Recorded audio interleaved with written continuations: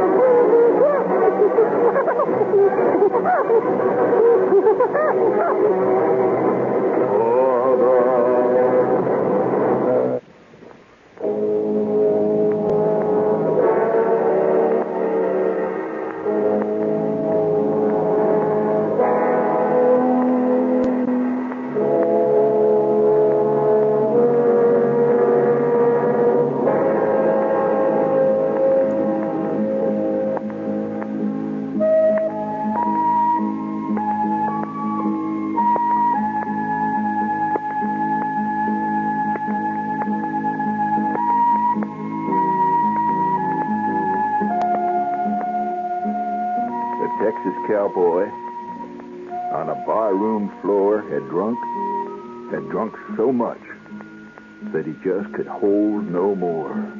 So he fell asleep with a troubled brain to dream that he rode on the hell-bound train.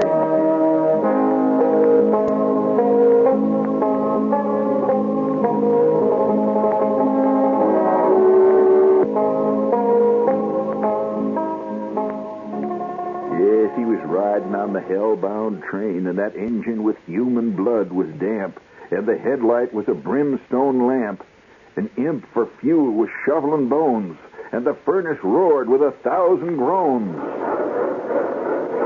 The tank was filled with lager beer. The devil himself was the engineer. The passengers were a mixed-up crew: Christian, churchman, atheist, Baptist, Jew. The rich in broadcloth, the poor in rags, handsome girls and wrinkled hags, black men, yellow, red and white, chained together. It was a fearful sight in the hell-bound train. The train rushed on at an awful pace, and sulfur fumes burned hand and face. Wilder and wilder, the country grew. Faster and faster, the engine flew.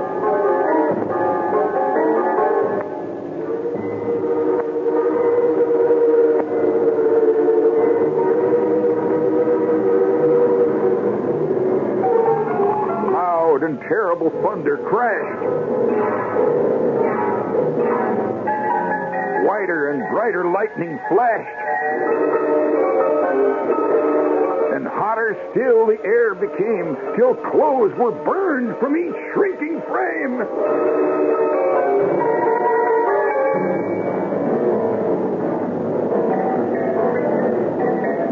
Then came a fearful, ear-splitting yell. Yelled Satan, the engineer. Gentlemen, gents, the next stop is hell. The next stop is hell. 'Twas then that the passengers shrieked with pain and begged the devil, please, they begged the devil to stop the train. He shrieked and roared and growled and screamed and snickered with glee. And he mocked and laughed at their misery.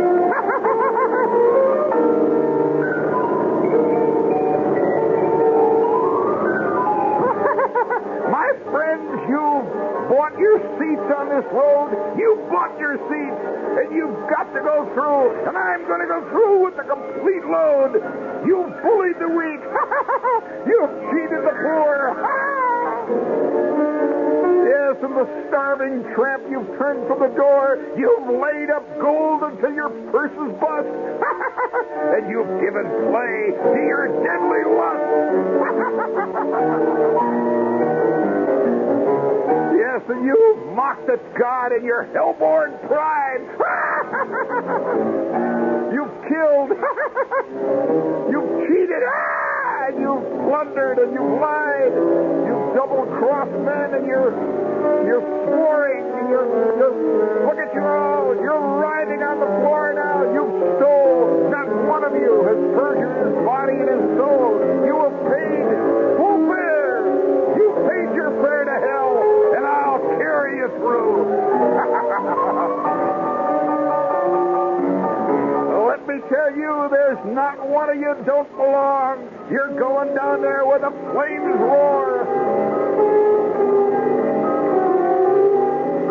And the molten lava pours through your body.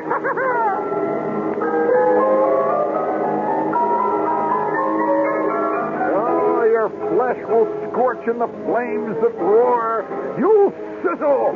You'll sizzle and scorch from rind to core.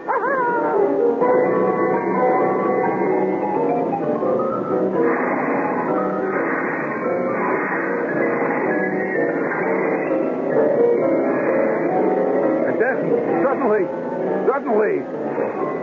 suddenly, the cowboy awoke.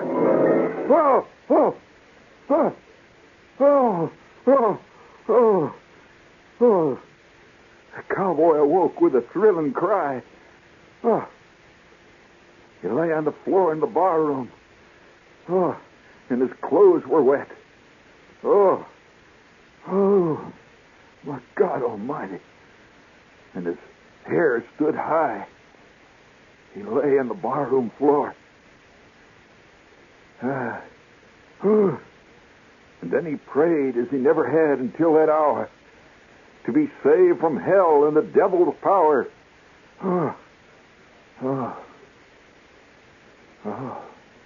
Give me a little of that theme, Joe. That beginning, opening theme. A little of that theme. We'll set that cowboy on his way. Oh, he prayed as he never had until that hour. Yes, that one. What one do you expect? He was saved from hell and the devil's power. His prayers and his vows were not in vain. For that cowboy, he paid never again did he pay a fare on that hell-bound train.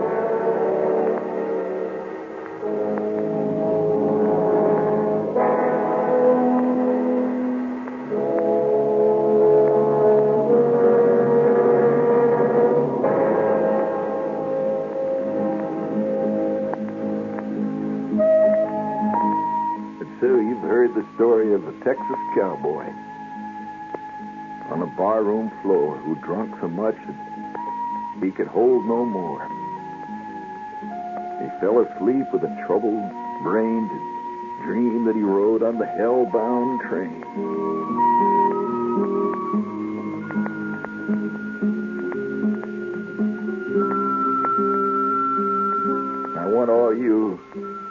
good neighbors and fellow parishioners out there in Staten Island and Queens, out there in Darien and all these towns all around where you tend to drink a lot on Christmas.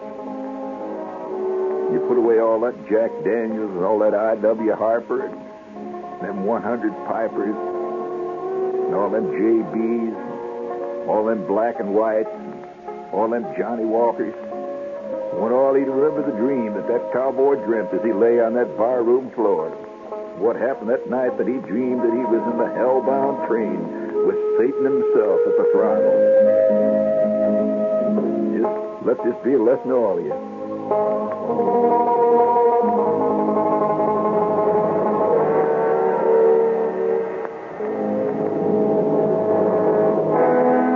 You just never know when it's going to hit you like a shot.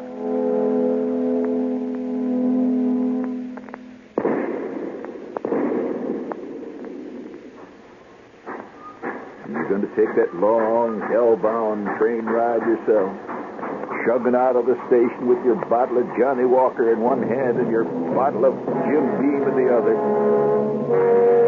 And you paid your fare on that hell-bound train, friend. You bought your ticket fair and square. You'll be there with all the other sinners from all over the world. After all your blaspheming and swearing and grubbing for gold and that sinful pride that made you buy that Tony Martin Elizabethan double-stretch suit, you'll be riding that hell-bound train, and Satan himself will be at the throttle, and he'll be blowing that whistle. He'll be blowing that whistle, and it'll echo from canyon wall to canyon wall. It's the hell-bound train, and you'll be aboard. You paid your way, and you bought your fare, and you got your ticket. Wow. You didn't expect that, did you, tonight, huh? You didn't expect that. Oh, yes, we're going to have a lot of sins to answer for, which reminds me, this is WOR in New York. And speaking of sins, did you like the hellbound train, gang? Well, that's pretty heavy stuff. I mean, you know why I like that piece? That plays a very important role in my life. And yes, it does. As a matter of fact, and the reason I did it during this holiday season was because. Did you ever have a teacher who really was hung on recitations? No, I mean getting up and reciting a poem. Did you ever have a teacher that made you learn a poem and you'd have to get up and give the poem? Well, you were very fortunate. Since this has never happened to you, I don't know what kind of school you went to, but almost everybody at one point or other in their school life has had to read poems in their school. And, well, of course, when you go to sheet metal school, that's different. So, sheet metal and soldering high school. But we had this teacher, see, and her name was, it doesn't matter, but I'll tell you what it was anyway. It was Miss Nelson. I don't like to use that name because she even now I get a funny feeling in the back of the neck from Miss Nelson. But Miss Nelson was the kind of lady who believed that she basically was an artist. There's a certain kind of teacher who feel that if their career or if their father hadn't been so rotten or if they hadn't met a guy named Frank at a certain point in their life, they would have gone on to become a famous Broadway star. Or they would have written magnificent short stories for Harper's. And they would have become a lady novelist. Well, Miss Nelson was that kind. She always took her vacations to what she considered exotic places. Like she took a vacation to Mexico, and we heard about it for a whole year as she showed us her slides from Mexico. And she was always bringing in her Mexican jewelry. You know that kind of teacher, right? Well, this teacher was so artistic that she wove her own burlap skirts. And she was always putting on student theatricals of one kind or another. She was always in charge of the play, Miss Nelson. And she made her own bracelets which great big, fat, heavy-looking things made out of clay, like with the owl faces painted on them, and they'd clank. And she was that kind of lady. She wore earrings, and very artistic lady. And so Miss Nelson one year, she was an 8th grade teacher, Miss Nelson loved to have kids recite, because she always thought of herself as basically a kind of a Hitchcock too. She could direct. She's a very good director. And so about 2 weeks before Christmas, Miss Nelson said, she says, "Now class," she said, "I want all of you to pick something to come in with, and I want you to recite." And she says, I want you to really rehearse this, and much of your grade this year is going to be determined by how well you do this. Now, learning poetry is not important, but self-discipline, boys and girls, is. And the discipline that it takes to learn a long poem is something that will stay with you the rest of your life. So pick a poem, and it must be at least 3 to 4 pages long. And you can pick it out of the standard poetry anthologies which you will find in the library. And bring it in. When your time comes, I want you to get up in front of the class and recite it. Oh, God, did I hate that.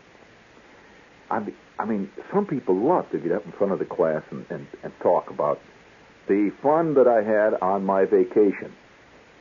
You know, that kind of stuff. I hated it. Oh, did I hate it. And I could not learn poetry. I could not. I used to hit my head actually physically against the wall. I couldn't learn poetry. And I hated it. I really hated it. And so we had these books full of poems like The Boy Stood on the Burning Deck. You remember that? That's a great one. I tear down her tattered ensign, or I long may it wave on high. Stuff like that. And great poems like Maud Adams. Did you ever read Maud Adams as a kid? You didn't? I don't know what kind of schools you guys went to. You certainly must have read Silas Marner and The Lady of the Lake. Yes, you did. You read Ivanhoe. Of course you did. What did you read in your class? I'm just curious what you read as a book in your school. Well, among other things, we spent an entire month in Miss Nelson's class reading Midsummer Night's Dream. Now, that book may have been before your time. They probably didn't have that when you went to school. Midsummer Night's Dream. You remember it was by this guy named, Spear, Shake, something like that. And he wrote about this. Yeah, he wrote about all these people running around in the woods. And there was this guy named Puck. And, there were a lot of ribald remarks about him. I can remember Flick coming up with another name for him. And, yes. And, well, what was it? Well, for those of you that are Shakespeare fans, I'd be glad to send it to you. But you must, it'll be sent to you in plain brown wrapper. But it was a typical Flick bit of humor. And there was other people who we couldn't figure out what this had to do with hockey, this particular story. But then there was a part in it where these guys went out into the woods, and they met these 3 people. There were 3 people putting on a play. And one of them was named Bottom. Do you remember Bottom? And Bottom had this donkey's head. He wore this donkey's head. And Bottom, and there was another guy in there named Tinker. Remember the Tinker? What was the third one, class? All right, class, raise your hand if you know. Well, I can see we're still among the literati here, but nevertheless, what was the name of the fairy princess in that production there, called A Midsummer Night's Dream? Right. She had a boat named after her that later sank. Right, Titania. Right, you recall that? The sinking of the Titania? All of you remember that. How many of you remember Oberon? Oh, of course. Raise your hands, gang. You remember Oberon. Remember her? She played in Wuthering Heights with Burgess Meredith. And that was Merle Oberon, if you recall the first name there. She had these dark eyes, kind of a big, wide mouth there, looked mysterious all the time. But nevertheless, Miss Nelson had this thing on Midsummer Night's Dream. So we had to we had to pick a scene to play. And that was one of her big things. See, each one of us had to pick a scene out of Midsummer Night's Dream, and we had to play it. So me and Flick and Bruner got together, and the three of us did the scene where these three guys came out and did this play. Right. Tinker and Bottom, and who was the third one, class? There were three of them. No, he was not a TV repairman. See, tinker means a person who makes tin. He he's a tinker. He fixes pots and pans. See, these were three tradesmen who were out in the woods there, and they decided to do this buffoonery and have this little play they did. And Bottom, what was Bottom's profession? Raise your hands, fellas. He did what? Waved his hand? No, that's not what he did for a living. What did Bottom do? Well, he was a carpenter? Well, that's good enough for Jazz. That's good enough for Darien. And he wore, in the play, what did he wear?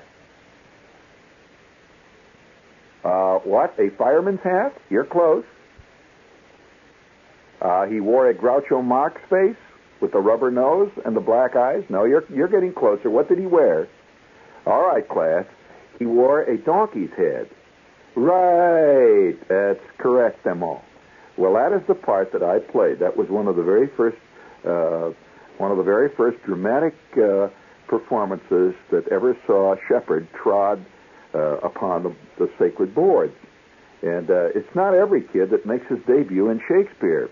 Of course, I don't want to include as my real debut was a fantastic performance I did in an oral hygiene pageant, which was done in second grade. And yes, Dawn Strickland played a toothbrush. And I was fantastically in love with. Can you imagine being in love with a girl named Dawn? And yes, and I'll tell you, she turned out to be really something. Really, in later life, she wound up marrying a count or something. But we in the second grade did not know that this was about to occur. But Dawn Strickland played a toothbrush. And guess what I played, gang? No, I did not play a toothpaste. All good things were played by girls in Miss Shields' class. A girl played a tube of Ipana for the Smile of Beauty. And no, I played an impacted wisdom tooth. And, well, that's what I played. I'm sorry. All my life I've been getting the tough roles. Anybody can play something goody two-shoes like a toothbrush, but you try playing an impacted wisdom tooth and get laughs, buddy. That's not easy. So I came out, and Miss Shields made these tooth costumes. They were made out of muslin. Did you ever, you know what muslin is? That's one of those religious sects, right? No. That's no. The muslins is not. That's another thing entirely. Although you're close. Muslin is like cheesecloth, and it's a kind of a crummy-looking white, sort of a frizzly cloth. And she made tooth costumes. Now, I had this fantastic tooth hanging on me, and she used wires. See, inside, she covered it with the cloth, and inside I had two little peepholes, and I could look out. And down at the bottom, they had this big. It was actually a cavity. They had a cavity painted on it. It looked pretty bad. And I still remember my role, but actually, see, I don't like to consider that my debut. Because when people come and interview you, about when did you get started in showbiz, and you say, well, I played this impacted wisdom tooth, it just doesn't look good in Q, places like that. So what I generally do when people ask me, I say, well, I made my debut in Shakespeare. My first performance, actually on the boards and the serious work, was in Shakespeare. I played the role of Bottom in the Midsummer Night's Dream. Well, that was the kind of thing we did in school, and I very early in school, because of this, I'll tell you why I grew to hate Shakespeare, as a matter of fact. Many people love Shakespeare. Others hate Shakespeare for various reasons. The most common is it's largely unintelligible, the way it is performed generally. People have sat through entire weeks of Shakespeare and not understood a single word that came off the stage.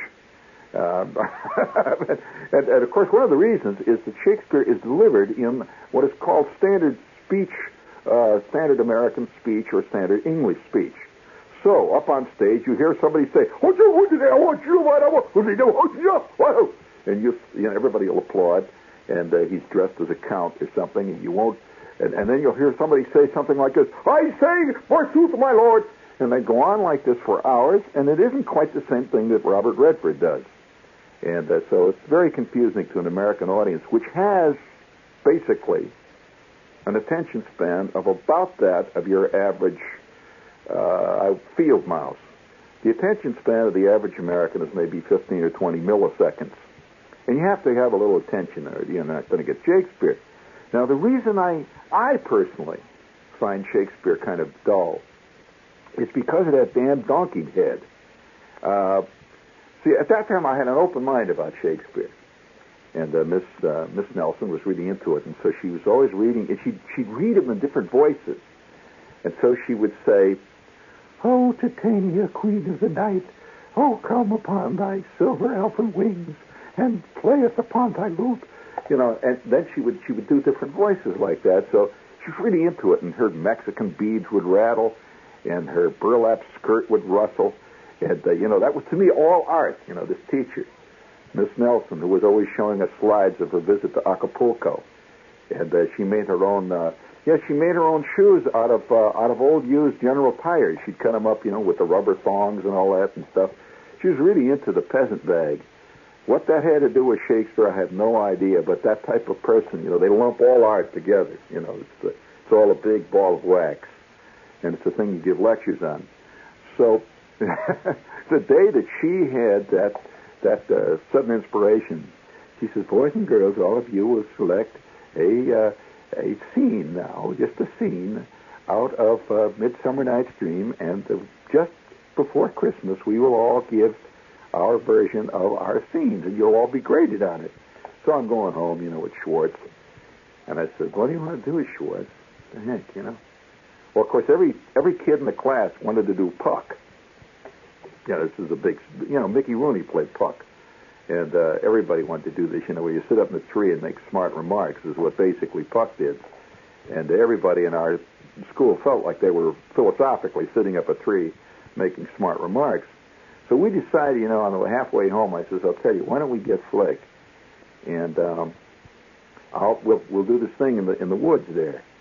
Well, it all took place in the woods. Remember that? It was all in the woods. And Miss Nelson had decorated the front of our class to look like what she considered a Mexican-style Shakespearean magic fairyland woods, which meant that she got a lot of burlap painted green and hung it with marachis. And, she was into her Mexican bag. People get into that.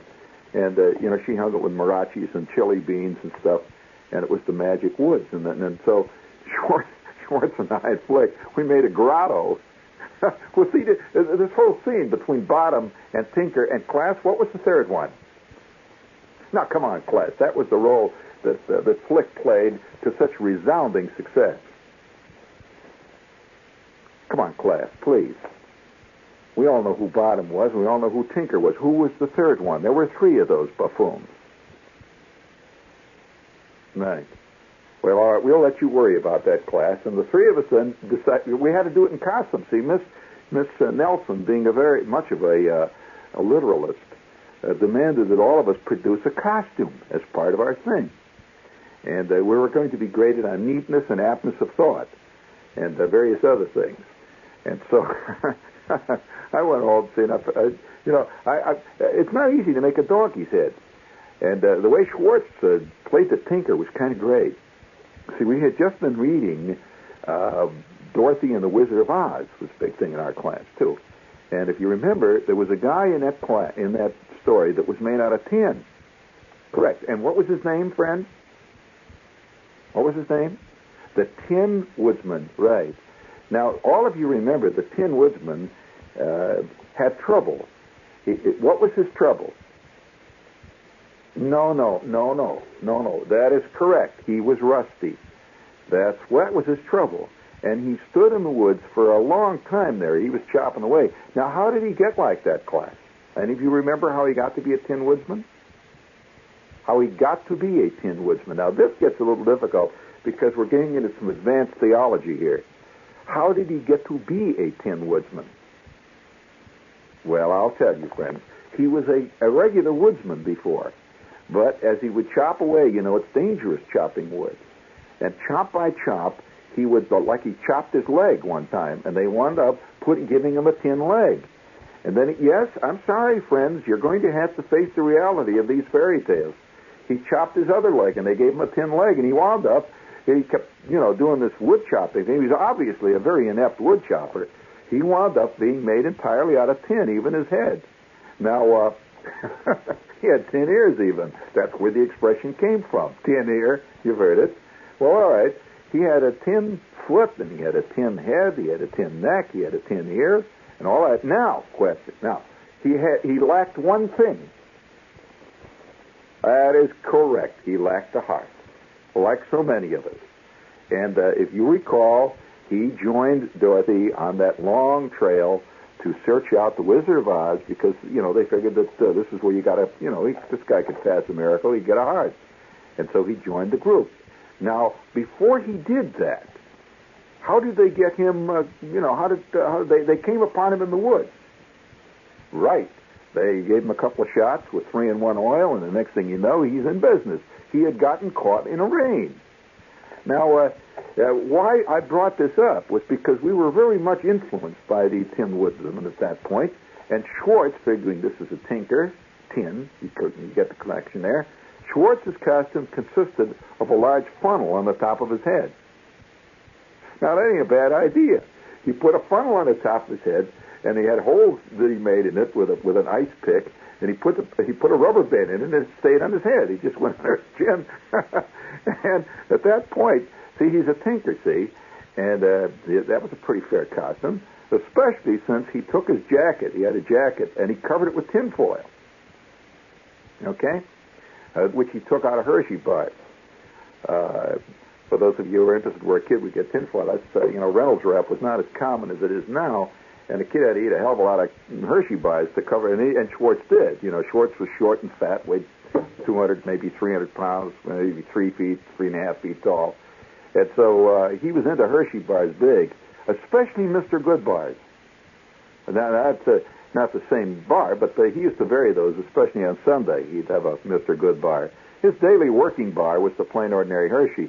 So on the day of the great performance, which was Christmas time, just before Christmas, I had made my head, the head that I had, which was the donkey's head, I made my head out of a false face. I had a false face. You know what a false face is? That's what most of us wear perpetually. But I had this false face, see? And it was just a plain false face, but my mother said, I'll help you make this donkey head.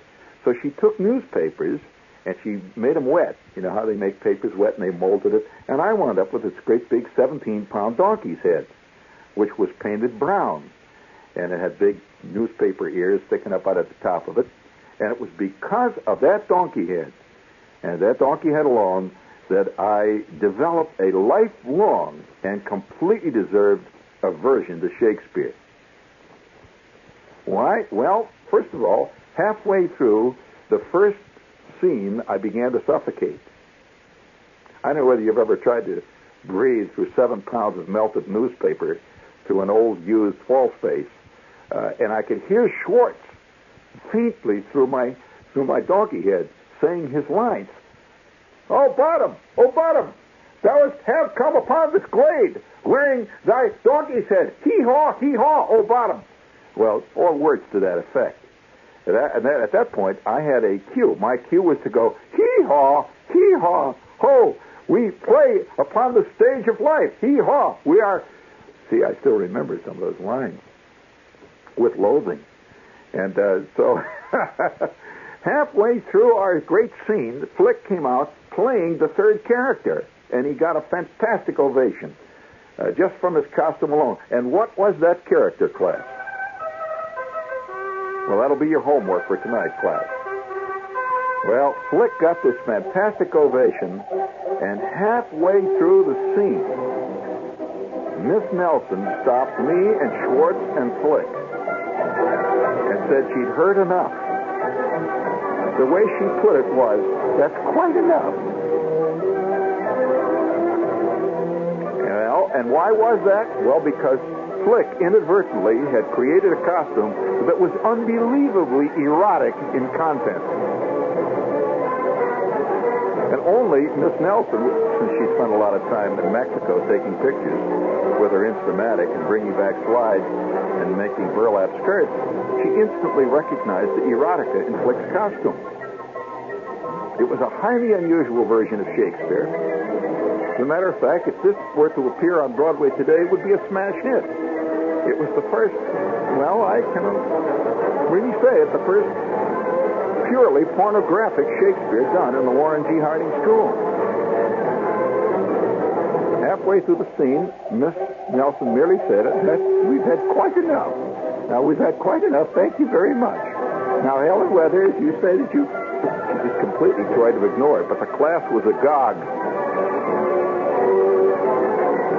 It became a legend. There are folk singers out in northern Indiana who still sing of the legend of Bottom. The Tinker and... No, he was not a dentist. Although that's a nice try. An orthodontist? A group therapist? No. What was it he did for a living? Was he a ship candler? What the hell's a ship candler? Ah, yes. Art, Shakespeare, Christmas, it's all intertwined.